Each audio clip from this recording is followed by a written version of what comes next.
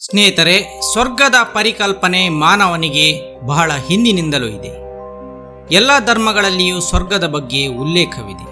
ಆದರೆ ಅಲ್ಲಿಗೆ ಹೇಗೆ ತಲುಪುವುದು ಎಂಬುದು ಯಾರಿಗೂ ಗೊತ್ತಿಲ್ಲ. ಒಳ್ಳೆಯ ಕೆಲಸಗಳನ್ನು ಮಾಡಿದರೆ ಸ್ವರ್ಗ ಪ್ರಾಪ್ತಿಯಾಗುತ್ತದೆ ಎಂಬ ನಂಬಿಕೆ ಇದೆ. ನಿಜವಾದ ಸ್ವರ್ಗ ಎಲ್ಲಿದೆ ಎಂಬುದು ಮರೀಚಿಕೆಯಾಗಿ ಉಳಿದು ಹೋಗಿದೆ. ಆದರೆ ಎಲ್ಲರಿಗೂ ತಿಳಿಯದಿರುವ ಸಂಗತಿ ಏನೆಂದರೆ, ಈ ಭೂಮಿಗಿಂತಲೂ ದೊಡ್ಡ ಸ್ವರ್ಗ ಇನ್ನೊಂದಿಲ್ಲ ಎಂಬುದು.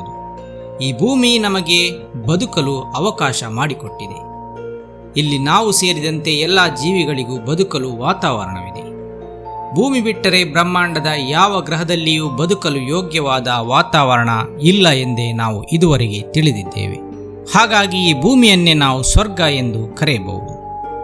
ಈಗ ನೀವು ಕೇಳಬಹುದು, ಸ್ವರ್ಗ ಎಂದು ಭೂಮಿಯನ್ನೇ ಯಾಕೆ ಕರೆಯಬೇಕೆಂದು. ಹೌದು, ನೀವು ಈ ಭೂಮಿಯ ಇತಿಹಾಸದ ಕಥೆಯನ್ನೊಮ್ಮೆ ಕೇಳಿದರೆ ಖಂಡಿತ ಇದೇ ನಮ್ಮ ಸ್ವರ್ಗ ಎಂದು ಒಪ್ಪುತ್ತೀರಿ. ಈ ಭೂಮಿ ನಾವಿಂದು ವಾಸಿಸುತ್ತಿರುವ ಹಂತಕ್ಕೆ ಬರಬೇಕಾದರೆ ಹಲವಾರು ಹಂತಗಳನ್ನು ದಾಟಿಕೊಂಡು ಬಂದಿದೆ.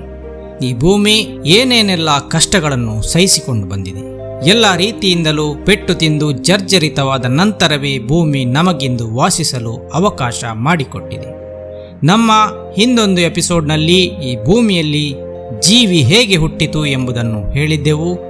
ಇಂದು ನಾವು ಭೂಮಿ ಹುಟ್ಟಿದ್ದು ಹೇಗೆ, ಆ ನಂತರ ಭೂಮಿಯಲ್ಲಿ ಏನೆಲ್ಲ ಬದಲಾವಣೆಗಳಾಯಿತು, ಹಾಗೆಯೇ ಭೂಮಿ ಈಗಿನ ನಾವು ವಾಸಿಸುತ್ತಿರುವ ಸ್ಥಿತಿಗೆ ಬರಬೇಕಾದರೆ ಏನೆಲ್ಲ ಪಾಡು ಅನುಭವಿಸಿತ್ತು ಎಂಬುದನ್ನು ಹೇಳಲಿದ್ದೇವೆ. ಬನ್ನಿ ಹಾಗಾದರೆ ಎಪಿಸೋಡ್ ಶುರು ಮಾಡೋಣ. ಸ್ನೇಹಿತರೆ, ಈ ಅನಂತ ಬ್ರಹ್ಮಾಂಡದಲ್ಲಿ ನಮಗೆಂದು ಇರುವುದು ಇದೊಂದೇ ಗ್ರಹ ಭೂಮಿ. ಇಲ್ಲಿ ನಮಗೆ ಕುಡಿಯಲು ನೀರಿದೆ, ತಿನ್ನಲು ಆಹಾರವಿದೆ, ಉಸಿರಾಡಲು ಗಾಳಿ ಇದೆ. ನಾವು ಸಂಪೂರ್ಣವಾಗಿ ಅವಲಂಬಿತವಾಗಿರುವ ಈ ಗ್ರಹ 500 ಕೋಟಿ ವರ್ಷಗಳ ಹಿಂದೆ ಅಸ್ತಿತ್ವದಲ್ಲೇ ಇರಲಿಲ್ಲ. ಈ ಭೂಮಿ ಹುಟ್ಟಿದ್ದು ಹೇಗೆ ಎಂಬುದೇ ಒಂದು ಸೋಜಿಗದ ಸಂಗತಿ. ಆಗ ಅಗಾಧ ಬ್ರಹ್ಮಾಂಡದ ನಮ್ಮ ಸೌರವ್ಯೂಹ ಇರುವ ಜಾಗದಲ್ಲಿ ಮಾಲಿಕ್ಯುಲರ್ ಕ್ಲೌಡ್ಗಳು ತುಂಬಿದ್ದವು. ಈ ಕ್ಲೌಡ್ಗಳೆಂದರೆ ಭೂಮಿಯ ವಾತಾವರಣದಲ್ಲಿ ನಾವು ಕಾಣುವ ಮೋಡಗಳಂತಲ್ಲ. ಅವು ಅಗಾಧವಾದ ದಟ್ಟವಾದ ಮೋಡಗಳು. ಅವುಗಳಲ್ಲಿ ಅನಿಲಗಳು, ಧೂಳುಗಳು ತುಂಬಿಕೊಂಡಿದ್ದವು. ಅವು ಎಷ್ಟು ದಟ್ಟವಾಗಿತ್ತೆಂದರೆ 100 ಲೈಟ್ ಇಯರ್ಸ್ಗಳಷ್ಟು ದೂರದವರೆಗೆ ಆ ಮೋಡ ದಟ್ಟವಾಗಿ ಹರಡಿಕೊಂಡಿತ್ತು. ಈ ದಟ್ಟವಾದ ಮಾಲಿಕ್ಯುಲರ್ ಕ್ಲೌಡ್ಸ್ ಎಲ್ಲಿಂದ ಬಂತು ಎಂದು ನೀವು ಕೇಳಹೋದರೆ ವಿಜ್ಞಾನಿಗಳು ಹೇಳುತ್ತಾರೆ, ಅದು ನಕ್ಷತ್ರಗಳ ಸ್ಫೋಟದಿಂದ ಉಂಟಾದ ಭಗ್ನಾವಶೇಷಗಳೆಂದು. ನಕ್ಷತ್ರಗಳಲ್ಲಿ ಕಬ್ಬಿಣ, ಸಿಲಿಕಾನ್, ಅಲ್ಯೂಮಿನಿಯಂ, ನಿಕ್ಕೆಲ್ನಂತಹ ಮೂಲವಸ್ತುಗಳಿದ್ದು ಆ ನಕ್ಷತ್ರದ ಜೀವಿತಾವಧಿ ಮುಗಿದು ಅದು ಸ್ಫೋಟಗೊಂಡಾಗ ಅವು ಮತ್ತೆ ಅಂತರಿಕ್ಷಕ್ಕೆ ಸೇರಿಬಿಡುತ್ತವೆ. ಇವೆಲ್ಲ ಸೇರಿಯೇ ಆ ಮಾಲಿಕ್ಯುಲರ್ ಕ್ಲೌಡ್ ಉಂಟಾಗಿರುತ್ತದೆ. ಇವೇ ಮತ್ತೊಂದು ನಕ್ಷತ್ರದ ಹುಟ್ಟಿಗೆ, ಗ್ರಹಗಳ ಹುಟ್ಟಿಗೆ ಕಾರಣವಾಗುತ್ತದೆ. ಆದರೆ ಈ ಗ್ರಹಗಳ, ನಕ್ಷತ್ರಗಳ ಹುಟ್ಟಿಗೆ ಕಾರಣವಾಗುವ ಇನ್ನೊಂದು ಪ್ರಮುಖ ಶಕ್ತಿ ಎಂದರೆ ಅದು ಗ್ರಾವಿಟಿ. ನಮ್ಮ ಈಗಿನ ಸೌರವ್ಯೂಹವಿರುವ ಜಾಗದಲ್ಲಿ ಒಟ್ಟುಗೂಡಿದ್ದ ಈ ಮಾಲಿಕ್ಯುಲರ್ ಕ್ಲೌಡ್ಗಳು ಮುಂದಿನ 10 ಮಿಲಿಯನ್ ವರ್ಷಗಳಲ್ಲಿ ಸಂಕುಚಿತಗೊಳ್ಳುತ್ತಾ ಸಾಗುತ್ತದೆ. ಅಂದರೆ ಎಲ್ಲವೂ ಅದರ ಕೇಂದ್ರದತ್ತ ಸೆಳೆದುಕೊಳ್ಳುತ್ತಾ ಬರುತ್ತದೆ. ಕಾರಣ ಅದುವೇ ಗ್ರಾವಿಟಿ. ಈ ಮೋಡ ದಟ್ಟವಾಗಿ ಹರಡಿಕೊಂಡಿದ್ದಾಗ ಅದು ನಿಧಾನವಾಗಿ ತಿರುಗುತ್ತಿರುತ್ತದೆ. ಯಾವಾಗ ಅದು ಕೇಂದ್ರದತ್ತ ಸೆಳೆದುಕೊಳ್ಳುತ್ತಾ ಅದರ ದ್ರವ್ಯ ರಾಶಿಗಳೆಲ್ಲ ಕೇಂದ್ರದಲ್ಲಿ ಒಟ್ಟಾಗಲಾರಂಭಿಸುತ್ತದೋ ಆಗ ಅದರ ವೇಗ ಮೊದಲಿಗಿಂತ ಹೆಚ್ಚಾಗುತ್ತಾ ಸಾಗುತ್ತದೆ. ಜೊತೆಗೆ ಕೇಂದ್ರದಲ್ಲಿ ಶಾಖವು ಹೆಚ್ಚಾಗಲಾರಂಭಿಸುತ್ತದೆ. ಈ ಕೇಂದ್ರದಲ್ಲಿ ಬೃಹತ್ತಾಗಿ ವಸ್ತುಗಳೆಲ್ಲ ಸೇರಿಕೊಂಡು ಅದೊಂದು ದುಂಡಗಿನ ಆಕಾಶಕಾಯವೇ ಆಗಿ ಹೋಯಿತು. ಅದುವೇ ನಮ್ಮ ಸೂರ್ಯ. ಆ ಸೂರ್ಯನ ಸುತ್ತ ಉಳಿದಿದ್ದ ಧೂಳುಗಳು, ಕಲ್ಲುಗಳು, ಕಣಗಳೆಲ್ಲ ಸೇರಿ ಭೂಮಿ ಸೇರಿದಂತೆ ಉಳಿದ ಗ್ರಹಗಳಾಗಿ ಪರಿವರ್ತನೆಯಾದವು. ಹೀಗೆ ನಮ್ಮ ಸೌರವ್ಯೂಹ ಹುಟ್ಟಿಕೊಂಡಿತು. ಭೂಮಿಯಂತಹ ಗ್ರಹಗಳು ಹೇಗೆ ಹುಟ್ಟಿಕೊಂಡವು ಎಂಬ ಅನುಮಾನ ವಿಜ್ಞಾನಿಗಳಿಗೆ ಬಹಳ ವರ್ಷದವರೆಗೆ ಕಾಡಿತ್ತು. ಆದರೆ 2003ರಲ್ಲಿ ನಾಸಾ ಬಾಹ್ಯಾಕಾಶದ ಝೀರೋ ಗ್ರಾವಿಟಿಯಲ್ಲಿ ನಡೆಸಿದ ಪ್ರಯೋಗವೊಂದರಿಂದ ಆ ಅನುಮಾನ ಪರಿಹಾರವಾಗಿತ್ತು. ಪ್ಲಾಸ್ಟಿಕ್ ಬ್ಯಾಗ್ ಒಂದರಲ್ಲಿ ಉಪ್ಪಿನ ಹರಳುಗಳನ್ನು ಹಾಕಿ ಅಲ್ಲಾಡಿಸಿದಾಗ ಆ ಹರಳುಗಳು ಒಮ್ಮೆ ದೂರಕ್ಕೆ ಚಲಿಸುತ್ತಿದ್ದವು, ಮತ್ತೊಮ್ಮೆ ಗುಂಪಾಗಿ ಒಂದೇ ಕಡೆ ಸೇರಿಕೊಳ್ಳುತ್ತಿದ್ದವು. ಕಣಗಳ ಗ್ರಾವಿಟಿ ಎಂಬ ಅಗೋಚರ ಶಕ್ತಿ ಅವುಗಳನ್ನು ದೂರ ಹೋದರೂ ಮತ್ತೆ ಹತ್ತಿರ ಸೆಳೆಯುತ್ತಿದ್ದವು. ಇದು ಝೀರೋ ಗ್ರಾವಿಟಿಯಲ್ಲಿ ನಡೆದ ಒಂದು ವಿದ್ಯಮಾನ. 450 ಕೋಟಿ ವರ್ಷಗಳ ಹಿಂದೆ ಭೂಮಿಯು ಇದೇ ರೀತಿಯಲ್ಲಿ ಹುಟ್ಟಿಕೊಂಡಿತ್ತು ಎಂದು ವಿಜ್ಞಾನಿಗಳು ಹೇಳುತ್ತಾರೆ. ಶೂನ್ಯ ಗುರುತ್ವದಲ್ಲಿ ಕಣಗಳು ಒಂದಕ್ಕೊಂದು ಅಂಟಿಕೊಂಡಂತೆ ಒತ್ತೊತ್ತಾಗುತ್ತಾ ಬಂದು ಸೇರತೊಡಗಿದ್ದವು. ಅರ್ಧ ಮೈಲಿನಷ್ಟು ದೊಡ್ಡದಾದ ಒಂದು ಗುಂಡಗಿನ ಆಕಾರ ಪಡೆಯುತ್ತಲೇ ಆ ಕಾಯ ಉಳಿದ ವಸ್ತುಗಳನ್ನು ತನ್ನದೇ ಗುರುತ್ವದಿಂದ ಆಕರ್ಷಿಸಲು ತೊಡಗುತ್ತದೆ. ಹೀಗೆ ಭೂಮಿ ಎಂಬ ಒಂದು ಗ್ರಹ ಹುಟ್ಟಿಕೊಂಡಿತು. ಹಾಗೆಯೇ ಸೂರ್ಯನ ಸುತ್ತ ಸುತ್ತುತ್ತಿದ್ದ ಇತರ ಕಣಗಳು, ಧೂಳುಗಳೆಲ್ಲ ಸೇರಿ ಅಲ್ಲಲ್ಲಿ ಇದೇ ರೀತಿ ಒಂದಾಗತೊಡಗಿದ್ದವು. ಈಗಿನ ಸೂರ್ಯನ ಸುತ್ತ ಸುತ್ತುತ್ತಿದ್ದ ಆ ವಸ್ತುಗಳೆಲ್ಲ 20 ಗ್ರಹಗಳಾಗಿ ಹುಟ್ಟಿಕೊಂಡವು. ಈ ಒಂದು ಪ್ರಕ್ರಿಯೆಗೆ 3 ಮಿಲಿಯನ್ ವರ್ಷಗಳು ಹಿಡಿದಿದ್ದವು, ಅಂದರೆ 30 ಲಕ್ಷ ವರ್ಷಗಳು. ಹೀಗೆ ಸೂರ್ಯನ ಸುತ್ತ ಸುತ್ತುತ್ತಿದ್ದ ಆ 20 ಗ್ರಹಗಳು ನಿಧಾನವಾಗಿ ಒಂದರ ಗುರುತ್ವಕ್ಕೆ ಇನ್ನೊಂದು ಸೆಳೆದು ಒಂದನ್ನೊಂದು ಡಿಕ್ಕಿ ಹೊಡೆದವು. ಕೊನೆಗೆ ಅಲ್ಲಿ 9 ಗ್ರಹಗಳು ಮಾತ್ರ ಉಳಿದುಕೊಂಡವು. ಇಷ್ಟೆಲ್ಲ ಆಗಲು 30 ಮಿಲಿಯನ್ ವರ್ಷಗಳು ತೆಗೆದುಕೊಂಡವು, ಅಂದರೆ 3 ಕೋಟಿ ವರ್ಷಗಳು. ಭೂಮಿ ಈಗ ಒಂದು ಆಕಾರವನ್ನು ಪಡೆದಿತ್ತು. ಆದರೆ ಈ ಭೂಮಿಯಲ್ಲಿ ಯಾರೂ ಬದುಕುವಂತೆ ಇರಲಿಲ್ಲ. ಇಲ್ಲಿನ ಉಷ್ಣಾಂಶವೇ ಆಗ 5000 ಡಿಗ್ರಿ ಸೆಲ್ಸಿಯಸ್ನಷ್ಟಿತ್ತು. ಈ ಉಷ್ಣಾಂಶವೇನೋ ನಿಧಾನವಾಗಿ ಕಡಿಮೆಯಾಗತೊಡಗಿತ್ತು. ಆದರೆ ಭೂಮಿಗೆ ಅಥವಾ ಇಲ್ಲಿ ಉಂಟಾಗಲಿರುವ ಜೀವಿಗಳಿಗೆ ಒಂದು ಮಹಾನ್ ಕಂಟಕವಾಗಲಿದ್ದುದೇ ಸೂರ್ಯನ ಸೌರಮಾರುತಗಳು. ಈ ಸೌರಮಾರುತಗಳು ಗಂಟೆಗೆ 16 ಲಕ್ಷ ಕಿಲೋಮೀಟರ್ ವೇಗದಲ್ಲಿ ಭೂಮಿಯತ್ತ ಬೀಸುತ್ತಿದ್ದವು. ಈ ಸೌರಮಾರುತಗಳು ಚಾರ್ಜ್ಡ್ ಪಾರ್ಟಿಕಲ್ಗಳು, ಇನ್ನೊಂದರ್ಥದಲ್ಲಿ ಬೆಂಕಿ ಬಿರುಗಾಳಿ ಎನ್ನಲೂಬಹುದು. ನೀವೀಗ ಮಂಗಳ ಗ್ರಹದ ಮೇಲ್ಮೈ ಹೇಗಿದೆ ಎಂಬುದನ್ನು ಕೇಳಿರುತ್ತೀರಿ. ಅಲ್ಲಿ ನೀರಿನ ಯಾವುದೇ ಅಂಶವೂ ಉಳಿಯದೆ ಎಲ್ಲವೂ ಒಣಗಿ ಹೋಗಿದೆ. ಹೀಗಾಗಲು ಕಾರಣವೇ ಸೌರಮಾರುತಗಳು. ಆದರೆ ಭೂಮಿಗೆ ಈ ಸೌರಮಾರುತಗಳು ಪರಿಣಾಮ ಬೀರಲಿಲ್ಲವೇ? ಭೂಮಿಯನ್ನು ಕಾಪಾಡಿದ್ದು ಯಾರು? ಸ್ನೇಹಿತರೆ, ಇದಕ್ಕೆ ಉತ್ತರ ಭೂಮಿಯ ಹುಟ್ಟಲ್ಲೇ ಅಡಗಿತ್ತು. ಭೂಮಿ ಸುತ್ತಲಿನ ವಸ್ತುಗಳನ್ನೆಲ್ಲ ಸೆಳೆದುಕೊಂಡು ಒಂದು ಗ್ರಹವಾಗಿ ಜನ್ಮ ತಳೆದಾಗ ಅದರಲ್ಲಿನ ಉಷ್ಣಾಂಶ ಎಷ್ಟು ಅತಿಯಾಗಿತ್ತೆಂದರೆ ಇಲ್ಲಿನ ಬಂಡೆಗಳು ಕುದಿದು ಕರಗಲಾರಂಭಿಸಿದವು. ಹೀಗೆ ಕರಗಿದಾಗ ಹಗುರವಾದ ವಸ್ತುಗಳು ಭೂಮಿಯ ಮೇಲ್ಮೈ ಸೇರಿಕೊಂಡರೆ ಎಲ್ಲಕ್ಕಿಂತ ಭಾರವಾದ ಕಬ್ಬಿಣ ಭೂಮಿಯ ಗರ್ಭಕ್ಕೆ ಸೇರಿಕೊಂಡಿತು. ಭೂಕೇಂದ್ರದತ್ತ ಜಾರಿದ ಈ ಕಬ್ಬಿಣ ಕುದಿಯುತ್ತಾ ಮುಂದುವರಿಯಿತು. ಇದನ್ನು ಮೋಲ್ಟನ್ ಕೋರ್ ಎಂದು ಕರೆಯಲಾಗಿದೆ. ಈ ಕುದಿಯುತ್ತಿರುವ ಭೂಕೇಂದ್ರದ ಬೃಹತ್ ಕಬ್ಬಿಣ ಭೂಮಿಯ ಸುತ್ತ ಒಂದು ಅಯಸ್ಕಾಂತೀಯ ಕ್ಷೇತ್ರವನ್ನು ಉಂಟು ಮಾಡಿತು. ಭೂಮಿಯಂತಹ ಒಂದು ದೊಡ್ಡ ಗಾತ್ರದ ಗ್ರಹದಿಂದ ಹೊರಟ ಈ ಅಯಸ್ಕಾಂತೀಯ ಕ್ಷೇತ್ರ ಸ್ಪೇಸ್ನವರೆಗೂ ವ್ಯಾಪಿಸುತ್ತದೆ. ಈ ಅಯಸ್ಕಾಂತೀಯ ಕ್ಷೇತ್ರವೇ ಸೂರ್ಯನಿಂದ ಬರುವ ಸೌರ ಮಾರುತವನ್ನು ಭೂಮಿಗೆ ಬರದಂತೆ ತಡೆಯುತ್ತದೆ. ಈ ಅಯಸ್ಕಾಂತೀಯ ಕ್ಷೇತ್ರವೇ ನಮ್ಮ ಭೂಮಿಗೆ ಉತ್ತರ ಮತ್ತು ದಕ್ಷಿಣ ಧ್ರುವಗಳನ್ನು ನೀಡಿದೆ. ಈ ಮ್ಯಾಗ್ನೆಟಿಕ್ ಫೀಲ್ಡ್ ಅಂದಿನಿಂದ ಇಂದಿನವರೆಗೂ ಭೂಮಿಯನ್ನು ಕಾಪಾಡಿಕೊಂಡೇ ಬಂದಿದೆ. ಭೂಮಿಯ ಸುತ್ತ ಒಂದು ಅಯಸ್ಕಾಂತ ಗೋಳವಾಗಿ ಇದು ಭೂಮಿಯನ್ನು ರಕ್ಷಿಸುತ್ತಿದೆ. ಇಷ್ಟೆಲ್ಲ ಆಗುವಾಗ ಭೂಮಿ ಜನ್ಮ ತಳೆದು 4 ಕೋಟಿ ವರ್ಷಗಳಾಗಿದ್ದವು. ಆಗಿನ್ನು ಭೂಮಿಯ ತಾಪಮಾನ 1100 ಡಿಗ್ರಿ ಸೆಲ್ಸಿಯಸ್ನಷ್ಟಿತ್ತು. ಆಕ್ಸಿಜನ್ ಮತ್ತು ನೀರು ಎನ್ನುವುದರ ಕುರುಹೆ ಇನ್ನೂ ಬಂದಿರಲಿಲ್ಲ. ಮನುಷ್ಯನಿಗಾಗಲಿ ಯಾವುದೇ ಜೀವಿಗಾಗಲಿ ಬದುಕಲು ಯೋಗ್ಯವಾದ ವಾತಾವರಣವೇ ಅದಾಗಿರಲಿಲ್ಲ. ಈ ಸಮಯದಲ್ಲಿ ಭೂಮಿಯ ಇತಿಹಾಸದಲ್ಲಿ ಹಿಂದೆಂದೂ ನಡೆಯದ ಘಟನೆಯೊಂದು ಜರುಗಿತ್ತು. ಅದೊಂದು ಮಹಾನ್ ಡಿಕ್ಕಿ. ಹೌದು, ಒಂದು ಗ್ರಹ ಭೂಮಿಯತ್ತ ಬಂದು ಭೂಮಿಗೆ ಡಿಕ್ಕಿ ಹೊಡೆದಿತ್ತು. ಈ ಡಿಕ್ಕಿಯಿಂದಲೇ ಚಂದ್ರ ಎನ್ನುವ ಉಪಗ್ರಹ ಹುಟ್ಟಿತೆಂಬ ವಾದವಿದೆ. 60ರ ದಶಕದಲ್ಲಿ ಚಂದ್ರನಲ್ಲಿ ಇಳಿದ ನಾಸಾದ ನೌಕೆಗಳು ಒಟ್ಟು 450 ಗ್ರಾಂನಷ್ಟು ಅಲ್ಲಿನ ಮಣ್ಣನ್ನು ತಂದಿದ್ದವು.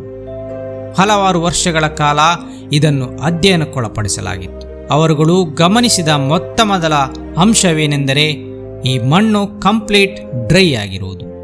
ಅಂದರೆ ಅದನ್ನು ಹೀಟ್ ಮಾಡಿದಂತೆ ಅದರ ಗುಣಲಕ್ಷಣ ಕಂಡಿದ್ದವು. ಹೀಗಾಗಲು ಕಾರಣ ಏನಿರಬಹುದು? ಹೀಗೆಂದು ಯೋಚಿಸಿದ ವಿಜ್ಞಾನಿಗಳಿಗೆ ಉತ್ತರ ತಿಳಿದಿತ್ತು. ಭೂಮಿಯ ಅರ್ಧದಷ್ಟು ಗಾತ್ರದ ಥೇಯ ಎಂಬ ಗ್ರಹವೊಂದು ಸೆಕೆಂಡಿಗೆ 11 ಕಿಲೋಮೀಟರ್ ವೇಗದಲ್ಲಿ ಬಂದು ಭೂಮಿಗೆ ಡಿಕ್ಕಿ ಹೊಡೆದಿತ್ತು. ಆಗ ಇಲ್ಲಿ ಉಂಟಾದ ಬೃಹತ್ ಘರ್ಷಣೆಯಿಂದ ಭೂಮಿ ಹೊತ್ತಿ ಉರಿದಿತ್ತು. ಜೊತೆಗೆ ಆ ಘರ್ಷಣೆಯಿಂದ ಚೂರು ಚೂರಾದ ಕಲ್ಲು ಮಣ್ಣುಗಳು ಧೂಳುಗಳು ಬಂಡೆಗಳೆಲ್ಲವೂ ಆಕಾಶಕ್ಕೆ ಎಸೆಯಲ್ಪಟ್ಟಿದ್ದವು. ಆದರೆ ಭೂಮಿಯ ಗುರುತ್ವಾಕರ್ಷಣೆಯಿಂದ ಹೊರ ಹೋಗದೆ ಅವು ಅಲ್ಲೇ ಸುತ್ತಲಾರಂಭಿಸುತ್ತವೆ. ಕಾಲಕ್ರಮೇಣ ಆ ಚೂರುಗಳೆಲ್ಲ ಒಟ್ಟಾಗಿ ಒಂದು ಗೋಳವಾಯಿತು, ಅದುವೇ ಚಂದ್ರ. ಆಗ ಭೂಮಿ ಹುಟ್ಟಿ 5 ಕೋಟಿ ವರ್ಷಗಳಾಗಿದ್ದವು. ಆ ಡಿಕ್ಕಿಯಿಂದ ಭೂಮಿ ಸಾವಿರಾರು ವರ್ಷಗಳವರೆಗೆ ಹೊತ್ತಿ ಉರಿಯುತ್ತಿತ್ತು.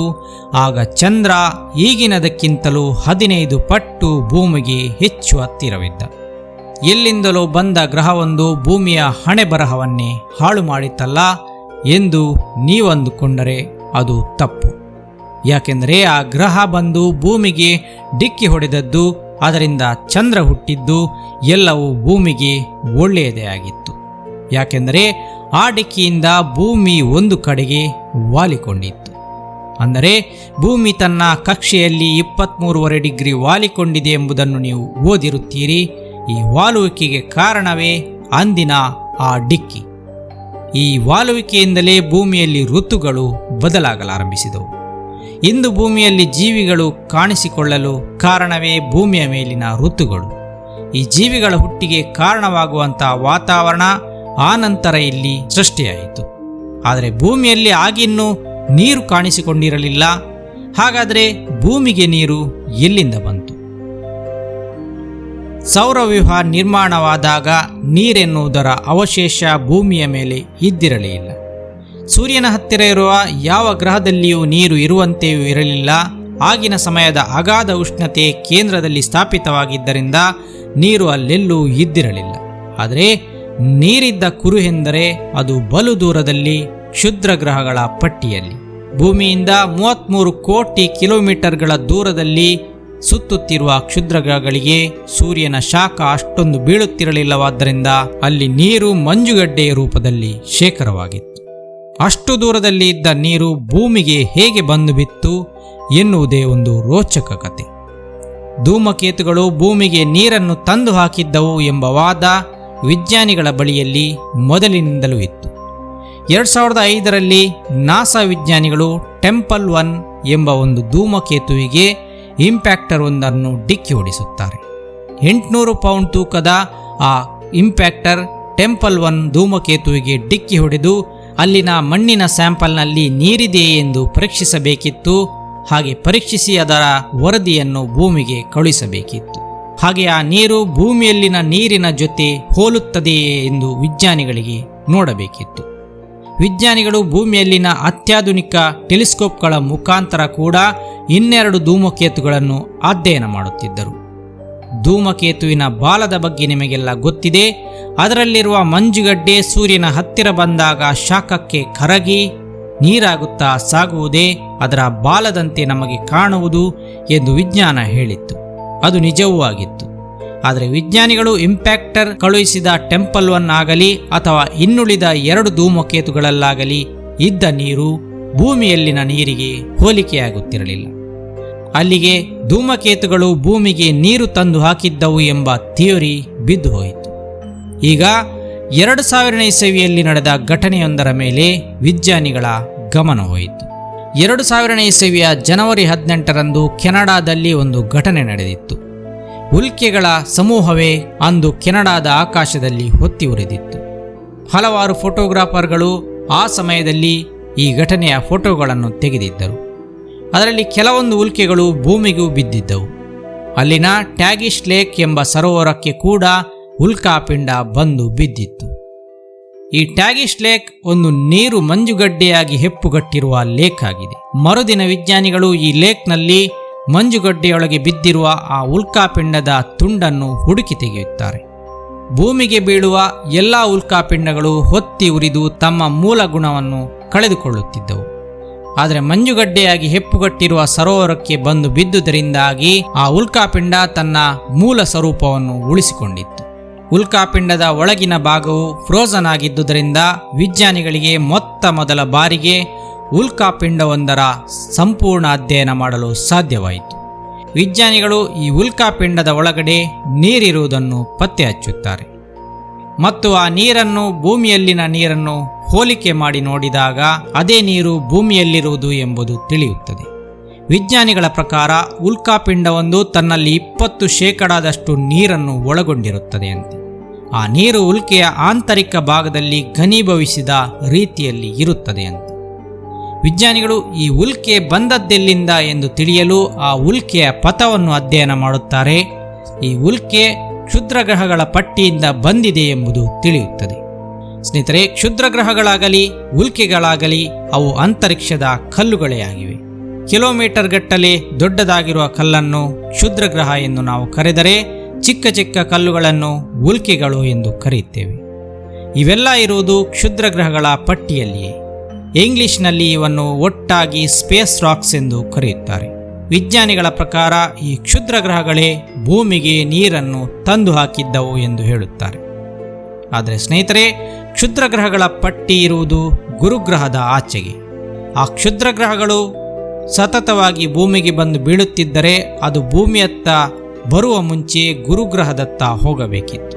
ಯಾಕೆಂದರೆ ಸೌರವ್ಯೂಹದಲ್ಲಿ ಅತ್ಯಂತ ದೊಡ್ಡ ಗ್ರಹ ಗುರು. ಅದರ ಹತ್ತಿರದಿಂದಲೇ ಹಾದು ಹೋಗುವ ಕ್ಷುದ್ರಗ್ರಹಗಳನ್ನು ಅದು ತನ್ನ ಅಗಾಧ ಗುರುತ್ವ ಬಲದಿಂದ ಸೆಳೆಯಲೇಬೇಕಿತ್ತು. ಆದರೆ ಹಾಗಾಗಲಿಲ್ಲವೇಕೆ? ಇದಕ್ಕೆ ಒಂದು ಕಾರಣವನ್ನು ವಿಜ್ಞಾನಿಗಳು ಹೇಳುತ್ತಾರೆ. ಹಿಂದೊಮ್ಮೆ ಗುರುಗ್ರಹ ತನ್ನಿಂದ ದೂರದಲ್ಲಿ ಸುತ್ತುತ್ತಿರುವ ಈ ಕ್ಷುದ್ರಗ್ರಹಗಳ ಮೇಲೆ ಪ್ರಭಾವ ಬೀರಿತ್ತು.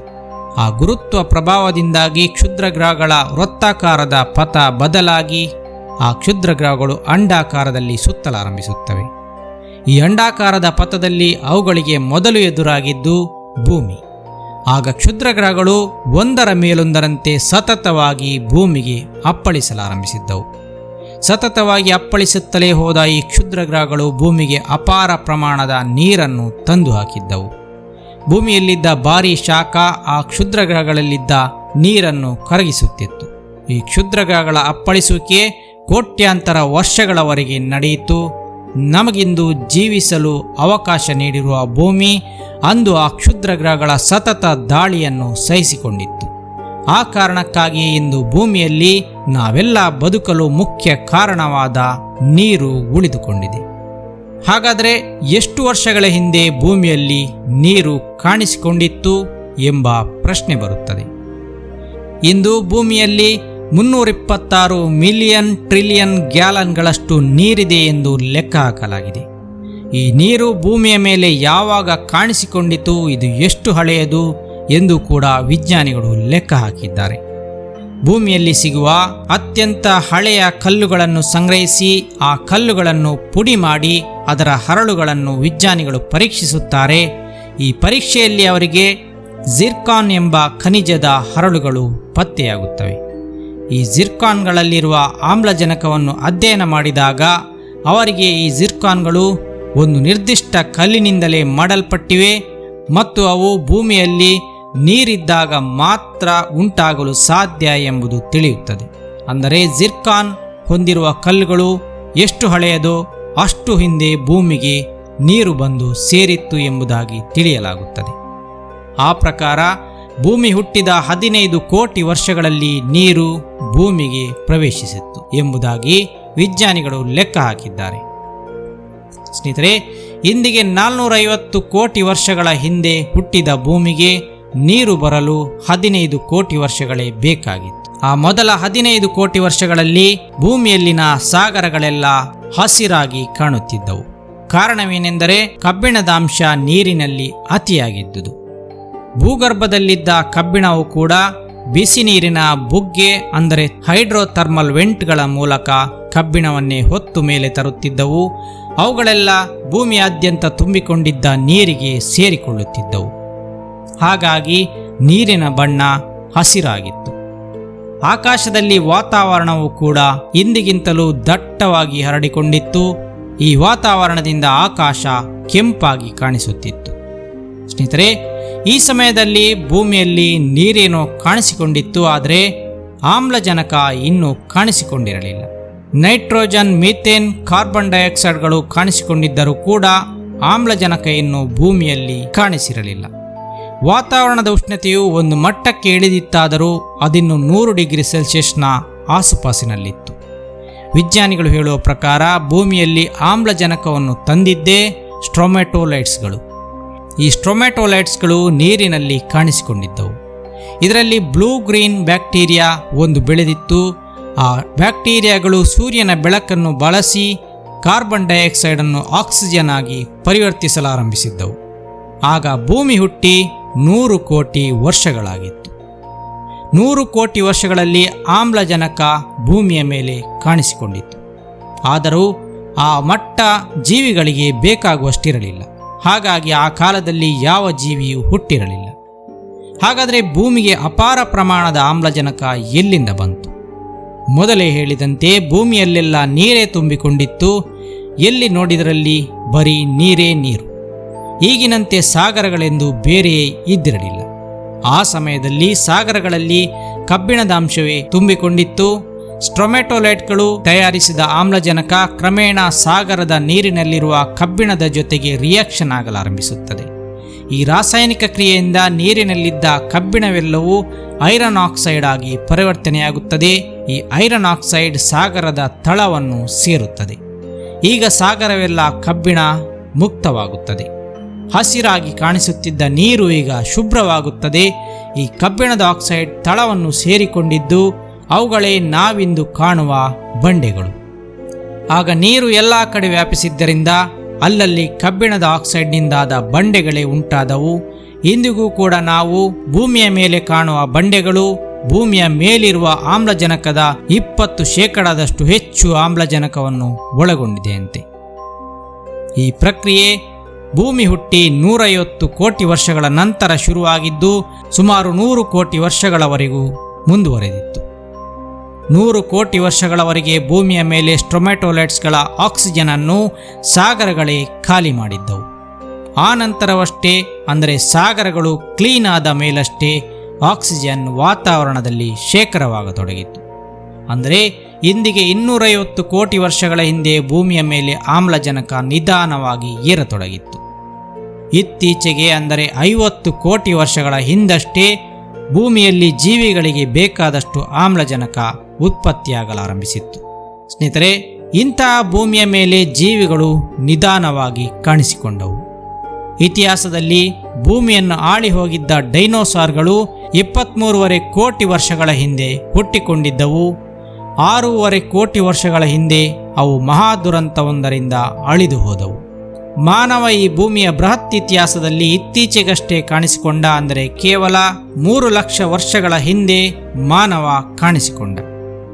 ತಾನೇ ಬುದ್ಧಿವಂತ ಎಂದು ಮೆರೆಯುವ ಮಾನವ ಸ್ವರ್ಗ ಎಲ್ಲಿದೆ ಎಂದು ಇಂದಿಗೂ ಹುಡುಕುತ್ತಲೇ ಇದ್ದಾನೆ. ಆದರೆ ತಾನಿರುವುದೇ ಭೂಮಿ ಎಂಬ ಸ್ವರ್ಗದಲ್ಲಿ ಎಂಬುದು ಆತನಿಗಿನ್ನೂ ಅರಿವಾಗಿಲ್ಲ. 450 ಕೋಟಿ ವರ್ಷಗಳ ಹಿಂದೆ ಹುಟ್ಟಿದ ಭೂಮಿ 106 ಡಿಗ್ರಿಗಳಷ್ಟು ಉಷ್ಣತೆಯನ್ನು ತಾಳಿಕೊಂಡು ಬದುಕಿತ್ತು. ಸತತ ಕ್ಷುದ್ರ ಗ್ರಹಗಳ ದಾಳಿಯನ್ನು ತಡೆದುಕೊಂಡಿತ್ತು. ಇದೆಲ್ಲ ಯಾಕೆಂದರೆ ಭೂಮಿಯಲ್ಲಿ ನೀರು ಹೆಚ್ಚಾಗಿ ಭೂ ವಾತಾವರಣ ತಂಪಾಗಲೆಂದು. ದೊಡ್ಡ ಗ್ರಹವೊಂದರ ದಾಳಿಯನ್ನು ತಡೆದುಕೊಂಡು ನಿಂತಿತ್ತು. ಅದರಿಂದ ಭೂಮಿ ವಾಲಿಕೊಂಡು ಭೂಮಿಯಲ್ಲಿ ಋತುಗಳು ಉಂಟಾದವು. ಆ ನಂತರ 106 ಕೋಟಿ ವರ್ಷಗಳವರೆಗೆ ಆಮ್ಲಜನಕ ಉತ್ಪಾದನೆಯಾಗಲು ಭೂಮಿ ಕಾದಿತ್ತು. ಇಷ್ಟೆಲ್ಲ ಆದ ನಂತರ ಮಾನವನಿಗೆ ಕುಡಿಯಲು ನೀರು, ಉಸಿರಾಡಲು ಆಮ್ಲಜನಕ, ತಿನ್ನಲು ಆಹಾರ ನೀಡಿದ ಭೂಮಿ ನಮಗೆ ನಿಜವಾದ ಸ್ವರ್ಗವಲ್ಲದೆ ಮತ್ತಿನ್ನೇನು? ನೀವೇ ಹೇಳಿ. ಧನ್ಯವಾದಗಳು.